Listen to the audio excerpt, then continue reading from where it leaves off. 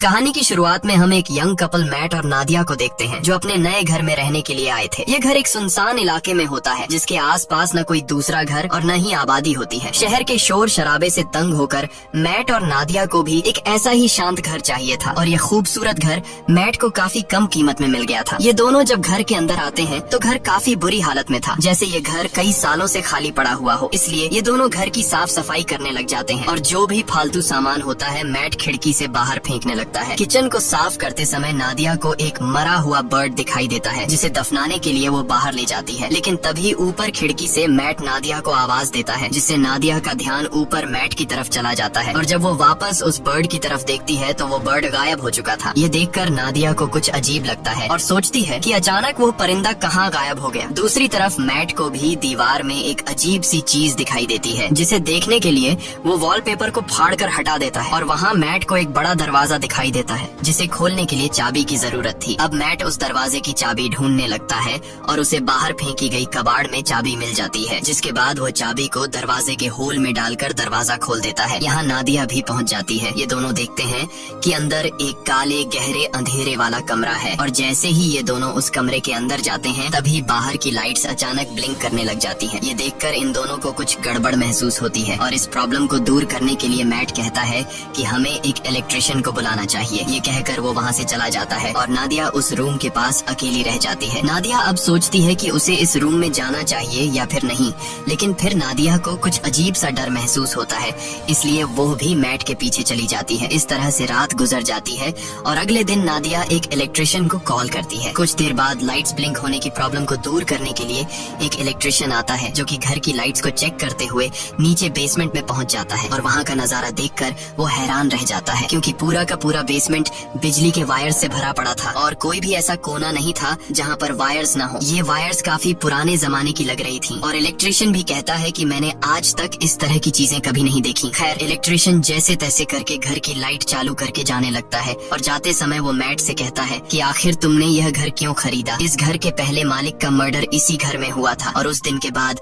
कोई इस घर में रहने को तैयार नहीं हुआ। यह सुनकर मैट बहुत ज्यादा घबरा जाता है और इस घर के बारे में रिसर्च करने लगता है। रिसर्च के दौरान इंटरनेट पर मैट को एक पुराने न्यूज आर्टिकल में थॉमसन फैमिली का पता चलता है जो कि एक कपल था और आर्टिकल में लिखा हुआ था कि इस घर में रहने वाले कपल को अपने ही बेटे ने मार दिया था जिसका नाम जॉन था। इन्वेस्टिगेशन के दौरान जॉन पुलिस को बताता है कि मुझसे यह मर्डर इस घर ने करवाए हैं। यह देखकर मैट को यह एक झूठी कहानी लगती है और कई घंटों तक रिसर्च करने के बाद वो थक जाता है। फिर अपनी पत्नी से छिपकर उसी अंधेरे वाले कमरे में बैठकर शराब पीने लग जाता है। बोतल में शराब पहले से ही 2 घूंट बची हुई थी जिसे पीकर वो बोतल खाली कर देता है और मन ही मन सोचता है कि काश पीने के लिए एक और बोतल मिल जाती। तभी अचानक लाइट्स ब्लिंक होने लगते हैं और कुछ देर के लिए लाइट चली जाती है और जब फिर से लाइट आती है तो उसके सामने एक शराब की बोतल पड़ी होती है। ये देखकर उसकी आंखें खुली की खुली रह जाती हैं और जब वह उस बोतल को हाथ लगाकर चेक करता है तो उसे पता चलता है कि यह एक असली बोतल है, यानी कि यह रूम किसी भी इच्छा को पूरी कर सकता है। अगली सुबह नादिया नींद से जागती है। वो देखती है कि मैट यहाँ पर नहीं है, इसलिए वो मैट को ढूंढने उस रूम में जाती है। वहाँ जाकर वो देखती है कि पूरा रूम कीमती पेंटिंग्स और नई चीजों से भरा हुआ है और मैट बहुत ही ज्यादा खुश है। मैट नादिया को बताता है कि इस रूम में किसी भी विश को पूरा करने की ताकत है। वो नादिया से कहता है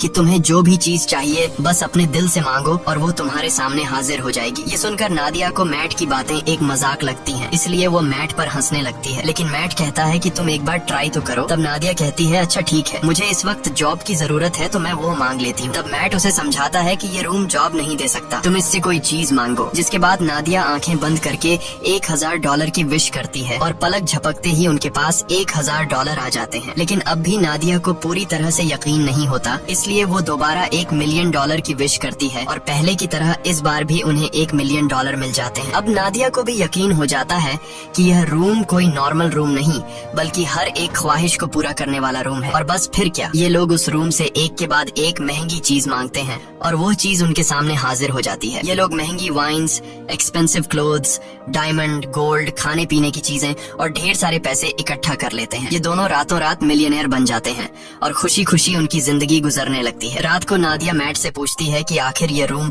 उनकी इतनी सारी विशेष कैसे पूरी कर रहा है, लेकिन मैट कहता है कि हमें इस बारे में बिल्कुल भी नहीं सोचना चाहिए, हमें बस एंजॉय करना है। इस तरह से ये दोनों अगले कई दिनों तक अपनी जिंदगी बिलियनर्स की तरह गुजारते हैं। हर बार जब भी उनकी कोई विश होती तो लाइट्स टिमटिमाती थीं और उनकी सारी ख्वाहिशें बेसमेंट में बने उस रूम में तुरंत पूरी हो जाती। ये दोनों डांस करते हैं, पार्टीज करते हैं और खूब मजे लेते हैं। लेकिन उनकी यह चमक दमक वाली जिंदगी अब कुछ ही दिनों की मेहमान थी और अब उनके बुरे दिन शुरू होने वाले थे। वैसे तो यह रूम हर एक चीज दे सकता था, पर एक चीज जो इन दोनों की जिंदगी की सबसे बड़ी ख्वाहिश थी और वो चीज उन्हें रूम दे भी सकता था। लेकिन ये दोनों रूम से उस चीज को मांगने के लिए तैयार नहीं थे और वो चीज कुछ और नहीं बल्कि एक बच्चा था। एक दिन मैट नादिया को बच्चे का एक झूला गिफ्ट करता है, जो कि इस बात का इशारा था कि हमें बच्चे के लिए ट्राई करना चाहिए। मैट नादिया को समझाता है कि हमें एक बार फिर से कोशिश करनी चाहिए, लेकिन नादिया इसके लिए तैयार नहीं होती क्योंकि पहले भी उसके 2 मिसकैरेजेस हो चुके थे। अब नादिया परेशान हो जाती है। काफी देर तक सोचने के बाद वो इस रूम में जाकर एक बच्चे की विश करती है और बच्चा उसे मिल भी जाता है। जब मैट आकर नादिया को बच्चे के साथ देखता है तो वो बहुत गुस्सा हो जाता है और नादिया को डांटने लगता है कि तुम्हें बिना परमिशन के बच्चे को नहीं लेना चाहिए था। इस बात पर इन दोनों के बीच काफी देर तक बहस होती है। नादिया कहती है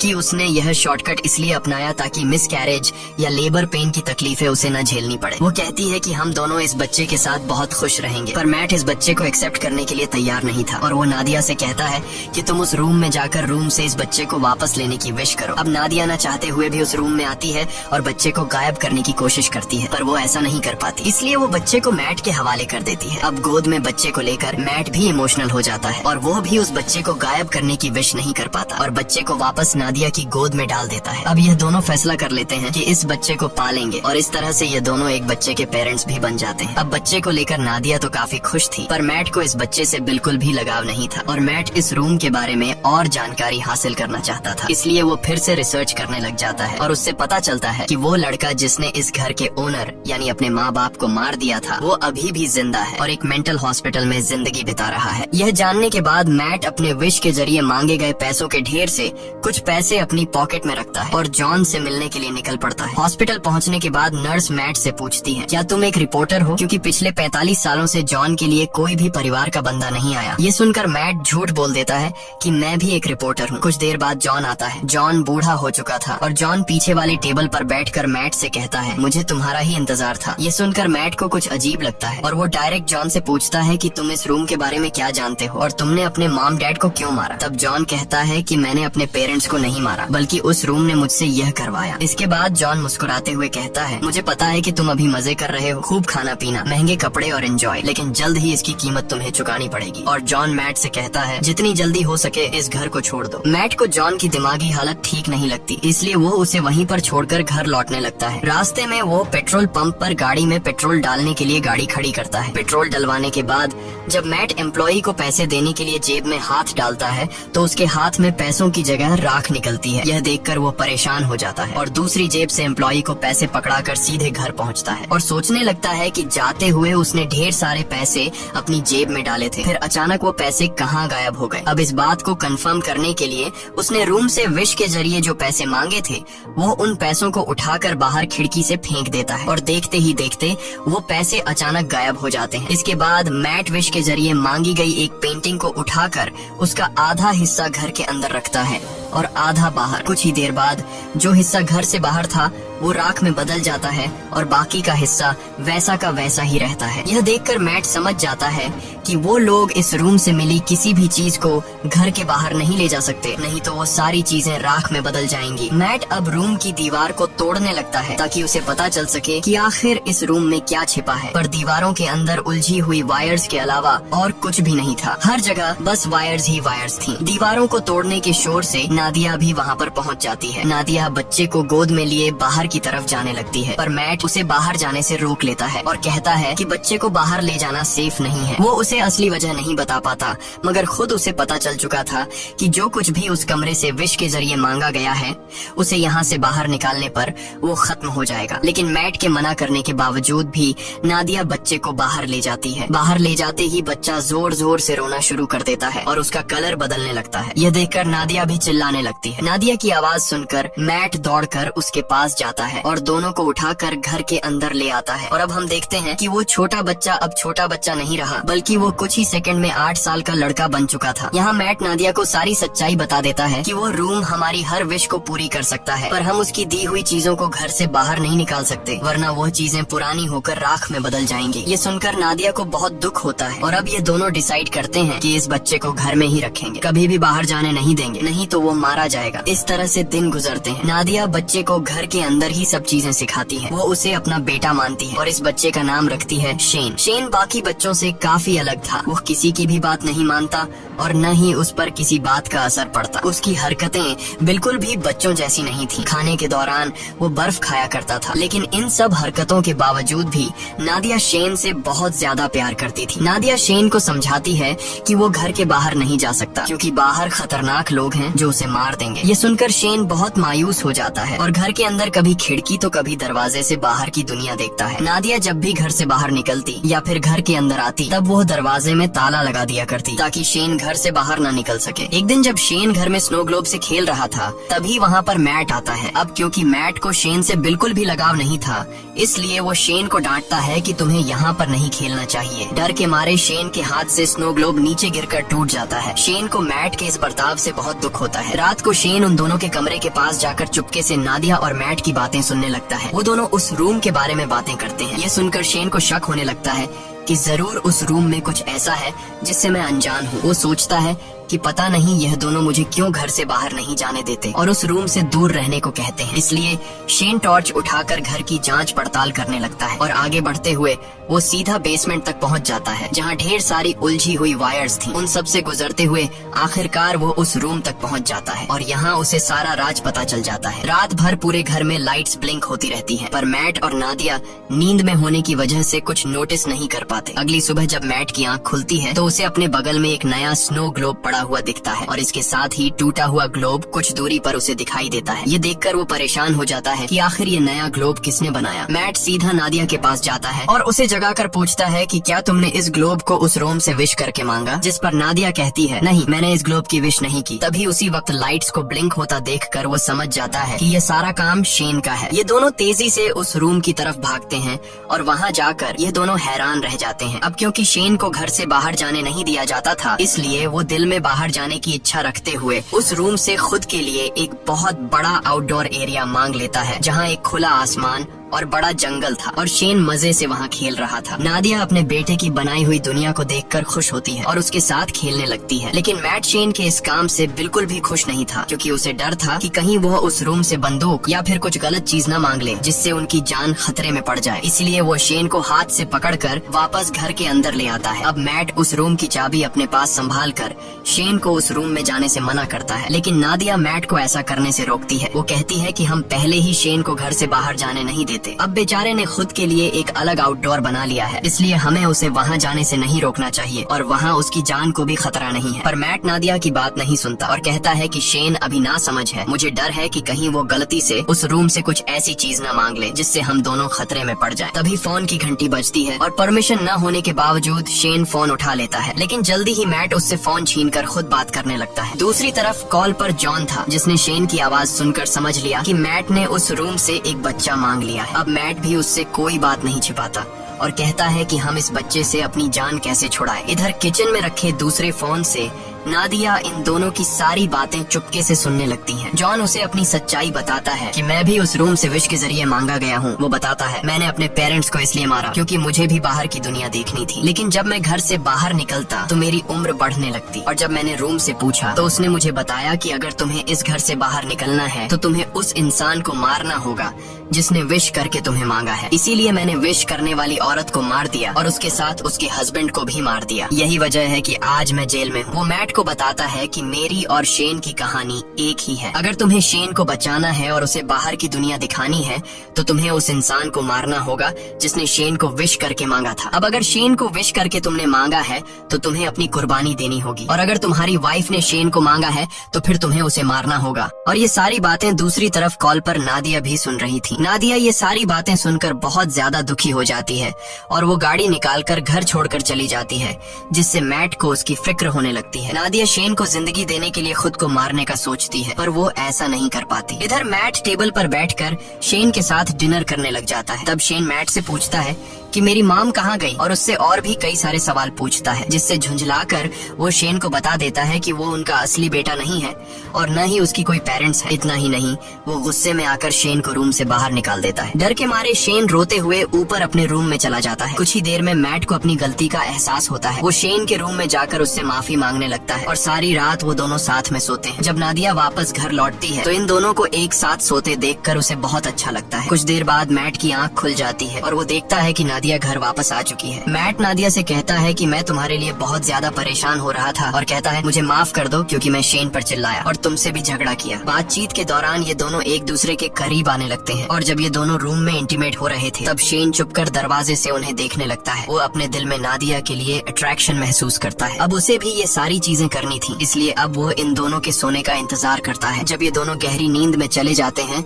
तब शेन चुपके से आकर मैट की पॉकेट से घर के बाहर जाने की चाबी चुरा लेता है। अगले दिन सुबह मैट और नादिया फ्रंट डोर को खुला देखकर समझ जाते हैं कि शेन घर से बाहर निकल गया है, इसलिए उन्हें डर था कि कहीं वो मर न गया हो। लेकिन तभी घर के एक अलग हिस्से में शेन को देखकर दोनों हैरान हो जाते हैं, क्योंकि शेन अब जवान और ताकतवर हो चुका था। वो अपने पेरेंट्स की तरफ गन पॉइंट करके उन्हें धमकाता है। तब नादिया उसे समझाने की कोशिश करती है। इसी बीच मैट शेन पर हमला कर देता है और दोनों में फाइट होने लगती है। लेकिन उनकी फाइट के दौरान नादिया को धक्का लगता है, जिससे वो नीचे गिरकर बेहोश हो जाती है। कुछ देर बाद मैट उसे जगाते हुए बताता है कि शेन को गलती से गोली लगने की वजह से वो मर गया। ये सुनकर नादिया रोने लगती है। मैट उसे तसल्ली देकर वापस घर में ले आता है, और यहाँ आता है कहानी में सबसे बड़ा ट्विस्ट, क्योंकि अभी जो मैट नादिया को उठाकर घर लेकर गया वो असल में मैट नहीं बल्कि शेन है। इधर दूसरे रूम में जहाँ उनकी फाइट हुई थी, असली मैट होश में आ जाता है और पूरे घर में अपनी वाइफ की तलाश करता है। तभी लाइट्स को फिर से टिमटिमाते देखकर